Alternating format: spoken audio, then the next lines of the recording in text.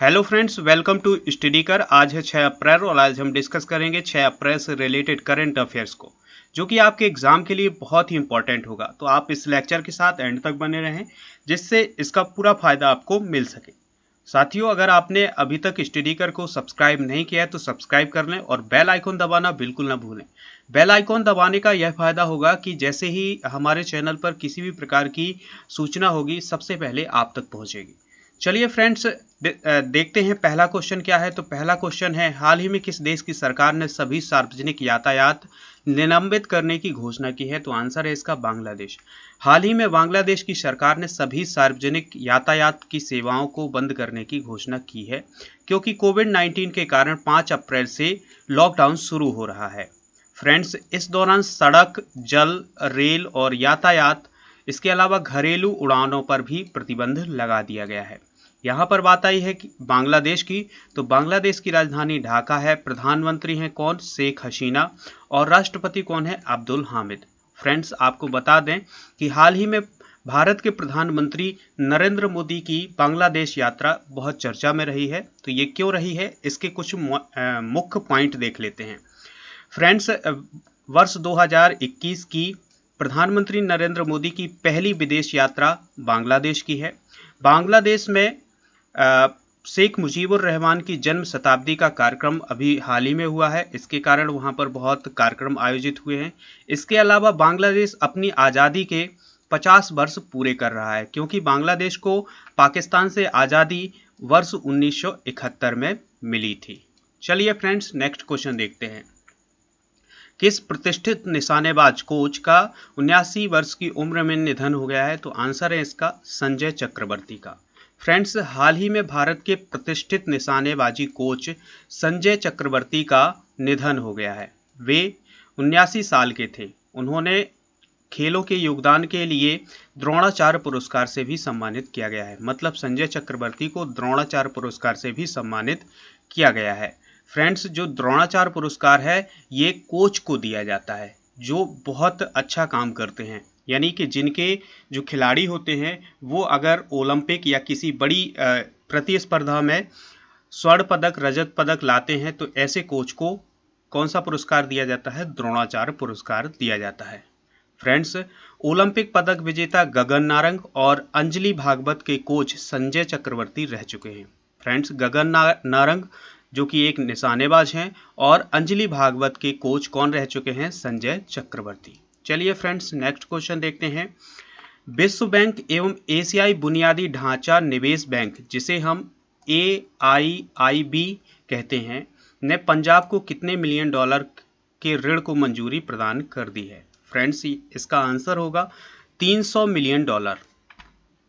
हाल ही में विश्व बैंक और एशियाई बुनियादी ढांचा निवेश बैंक, जिसे AIIB बैंक कहते हैं, ने पंजाब में नहर के पानी पर आधारित 30 करोड़ डॉलर की पेयजल परियोजना के लिए ऋण उपलब्ध कराया है। किस परियोजना के लिए? पेयजल परियोजना के लिए यह ऋण उपलब्ध कराया गया है। यहाँ पर बात आई है पंजाब की, तो राजधानी है पंजाब की चंडीगढ़। सबसे बड़ा शहर है लुधियाना। वर्तमान में राज्यपाल हैं विजेंद्र पाल सिंह बदनौर। मुख्यमंत्री हैं अमरिंदर सिंह। लोग विधानसभा सीटों की बात करें तो 117 हैं। लोकसभा सीटें 13 हैं। राज्यसभा सीटें 7 हैं। पंजाब का जो नाम पंजाब है ये 5 नदियों के कारण पड़ा है। तो वो कौन सी नदियां हैं? सतलुज, ब्यास, रावी, चिनाब और झेलम। फ्रेंड्स, चलिए नेक्स्ट क्वेश्चन देखते हैं। बहुत ही इंपॉर्टेंट क्वेश्चन है। राष्ट्रीय समुद्री दिवस, जिसे हम नेशनल मैरीटाइम डे कहते हैं, निम्न में से किस दिन मनाया जाता है? तो आंसर है इसका 5 अप्रैल को। फ्रेंड्स, भारत में राष्ट्रीय समुद्री दिवस हर साल 5 अप्रैल को मनाया जाता है। यह दिवस वर्ष 1964 से लगातार मनाया जाता है। इस दिवस का उद्देश्य क्या है? तो इस दिवस का उद्देश्य है लोगों में समुद्री व्यापार और यातायात के प्रति जागरूकता फैलाना। चलिए फ्रेंड्स, नेक्स्ट क्वेश्चन देखते हैं। बहुत ही इंपॉर्टेंट क्वेश्चन होगा ये भी। महाराष्ट्र के नए गृह मंत्री कौन बने हैं? तो आंसर है इसका दिलीप पाटिल। फ्रेंड्स, महाराष्ट्र में एक बहुत ही फेमस केस चल रहा है, जिसके कारण वहाँ के वर्तमान में गृह मंत्री थे कौन? अनिल देशमुख। तो उन्हें इस्तीफा देना पड़ा, क्योंकि उन पर जांच, CBI जांच चालू हो गई है। हाई कोर्ट ने इसका आदेश दिया है कि अनिल देशमुख पर सीबीआई की जांच की जाए। इसके बाद उन्होंने अपने पद से इस्तीफा दे दिया। फ्रेंड्स, यहाँ पर बात समझने वाली ये है कि अगर कोई भी मंत्रिमंडल का सदस्य अपना इस्तीफा किसे दे सकता है, तो वह अपना इस्तीफा किसे दे सकता है? मुख्यमंत्री को। किसे देता है? मुख्यमंत्री को। तो अनिल देशमुख ने किसको अपना इस्तीफा दिया है? मुख्यमंत्री को अपना इस्तीफा दे दिया है। अब उनके स्थान पर कौन बन गए हैं? दिलीप पाटिल महाराष्ट्र के नए गृह मंत्री बन गए हैं। फ्रेंड्स, बात करते हैं महाराष्ट्र की। तो महाराष्ट्र के मुख्यमंत्री कौन है? उद्धव ठाकरे। कौन है? उद्धव ठाकरे। गवर्नर कौन है? भगत सिंह कोश्यारी। कौन है? भगत सिंह कोश्यारी। बात करते हैं दिलीप पाटिल की। तो इन्होंने अपने राजनीतिक कैरियर की शुरुआत शरद पवार के पर्सनल असिस्टेंट के रूप में की थी। चलिए फ्रेंड्स, नेक्स्ट क्वेश्चन है, प्रधानमंत्री किस दिन परीक्षा पे चर्चा कार्यक्रम को संबोधित करेंगे? तो आंसर है इसका 7 अप्रैल को। फ्रेंड्स, भारत के प्रधानमंत्री हर वर्ष परीक्षा पर चर्चा कार्यक्रम लाते हैं, जिसमें वह जो आने वाले एग्जाम होते हैं उसके लिए बच्चों को मानसिक रूप से तैयार करने का काम करते हैं। तो यह कार्यक्रम कब होगा? 7 अप्रैल को शाम 7 बजे। फ्रेंड्स, कोविड के कारण यह जो बातचीत होगी ये वर्चुअली होगी, नहीं तो फिजिकल होती थी, लेकिन अब क्या होगी? वर्चुअली कार्यक्रम होगा ये। ठीक है। इस कार्यक्रम के माध्यम से प्रधानमंत्री स्कूली छात्रों, शिक्षकों और अभिभावकों के साथ विस्तृत चर्चा करेंगे और परीक्षाओं के दबाव से निपटने के उपाय भी बताएंगे।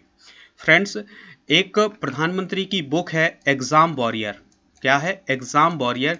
तो ये ध्यान रखना है आपको कि प्रधानमंत्री नरेंद्र मोदी की बुक का क्या नाम है? Exam warrior. ठीक है, जिसमें इन्हीं बातों पर चर्चा की गई है कि हमारे सामने कोई भी चुनौती हो तो हम उससे किस प्रकार से निपटेंगे। चलिए फ्रेंड्स, नेक्स्ट क्वेश्चन देखते हैं, हाल ही में कौन सा रेलवे जोन 100% पूर्ण विद्युतीकृत हो गया है? फ्रेंड्स, आंसर है इसका पश्चिमी मध्य रेल में जो है रेलवे जोन जो है वो क्या हो गया है? पूरी तरह से विद्युतीकृत हो गया है, यानी पूरी तरह से विद्युतीकरण हो गया है उसका। फ्रेंड्स, यहाँ पर हम बात करते हैं भारत के कुछ रेलवे जोन की। तो कुल कितने रेलवे जोन है भारत में? 17 रेलवे जोन है। उनके मुख्यालयों की बात करते हैं जो कि आपके एग्जाम में पूछे जाते हैं। मध्य रेलवे का मुख्यालय मुंबई में, पूर्वी रेलवे का मुख्यालय कोलकाता में, पूर्वी मध्य रेलवे का मुख्यालय हाजीपुर में, ईस्ट कोस्ट रेलवे का मुख्यालय भुवनेश्वर में, उत्तरी रेलवे का मुख्यालय बड़ौदा हाउस नई दिल्ली में। ठीक है। और उत्तर मध्य रेलवे का मुख्यालय कहाँ है? इलाहाबाद में। उत्तर पूर्वी रेलवे का मुख्यालय कहाँ है? गोरखपुर में। उत्तर फ्रंटियर रेलवे का मुख्यालय कहाँ है? मालेगांव गुवाहाटी में।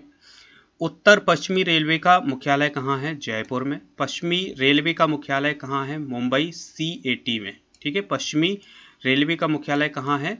मुंबई CAT में। और पश्चिमी मध्य रेलवे का मुख्यालय जबलपुर मध्य प्रदेश में है। कोलकाता मेट्रो का मुख्यालय कोलकाता में है। दक्षिणी रेलवे का मुख्यालय चेन्नई में है। दक्षिण मध्य रेलवे का मुख्यालय सिकंदराबाद में है। दक्षिण पूर्वी रेलवे का मुख्यालय कहाँ है? गार्डन रीच कोलकाता में है। दक्षिण पूर्व मध्य रेलवे का मुख्यालय बिलासपुर में है। और दक्षिण पश्चिम रेलवे का मुख्यालय कहाँ है? हुबली में है। चलिए फ्रेंड्स, नेक्स्ट क्वेश्चन देखते हैं।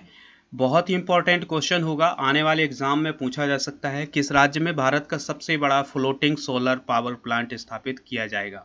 तो आंसर है इसका तेलंगाना में। फ्रेंड्स, हाल ही में भारत के सबसे बड़े फ्लोटिंग सोलर पावर प्लांट की योजना कहाँ पर बन रही है? तेलंगाना राज्य में। कहाँ बन रही है? तेलंगाना राज्य में। इस परियोजना की लागत होगी 423 करोड़ रुपए। ठीक है, कितनी होगी? 423 करोड़ रुपए इसकी लागत होगी। और इसमें 4 लाख फोटोवोल्टिक पैनल लगाए जाएंगे, मतलब सौर ऊर्जा से विद्युत बनाने का काम किया जाएगा। फ्रेंड्स, ये थी बहुत ही महत्वपूर्ण जानकारी। अगर आपको ये लेक्चर पसंद आया है तो आप लाइक कर दें, चैनल को सब्सक्राइब कर दें और दोस्तों के साथ शेयर करना बिल्कुल न भूलें। मिलते हैं नेक्स्ट लेक्चर में। जय हिंद।